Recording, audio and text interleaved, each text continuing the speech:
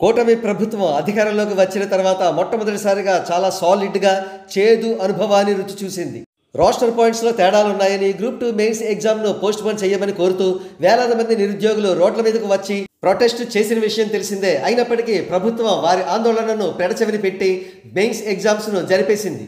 ఈ అంశానికి సంబంధించి గవర్నమెంట్ సొల్యూషన్ చూపించకపోవడంతో ఇది ప్రభుత్వం తరఫు నుంచి బిగ్గెస్ట్ ఫెయిల్యూర్ అని చెప్పవచ్చు. మరి ముఖ్యంగా విద్యాశాఖ మంత్రి నారా లోకేష్ గారికి ఈ అంశం చాలా చెడ్డ పేరు తీసుకువచ్చింది. సింపుల్గా చెప్పాలంటే ఆయనకు ఒక బ్లాక్ మార్క్గా మిగిల్చింది ఈ గ్రూప్ 2 ప్రొటెస్ట్. కాగా ఇష్యూ ఇంత సివియారిటీతో ఉన్నప్పటికీ నారా లోకేష్ గారిని పల్లెత్తు మాట అనలేదు ఎల్లో మీడియా. ఆయనపై చిన్న క్రిటిసిజం కూడా లేదు. ఒకవేళ విద్యాశాఖ నారా లోకేష్ గారిది కాకుండా Andhra Pradesh deputy chief minister Pawan Kalyan గారిది అయి ఉంటే ఎల్లో మీడియా భోంతరాలు దద్దరిల్లేలా గగ్గోలు పెట్టేది అని అంటున్నారు రాజకీయ విశ్లేషకులు. అయినప్పటికీ సోషల్ మీడియాలో టీడీపీ లాయలిస్టులు పవన్ కళ్యాణ్ గారిపై సన్నాయి నొక్కులు నొక్కుతూనే ఉన్నారు.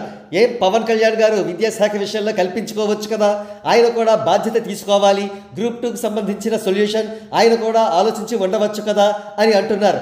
అట్ ద సేమ్ టైం వారు పవన్ కళ్యాణ్ గారు హోంశాఖను ప్రశ్నించినప్పుడు, తిరుపతి లడ్డు విషయంలో ప్రొటెస్ట్ చేసినప్పుడు పవన్ కళ్యాణ్ గారికి ఏంటి సంబంధం అంటూ గతంలో వాదించారు. ఇప్పుడు మాత్రం కన్వీనియంట్గా మర్చిపోయారు.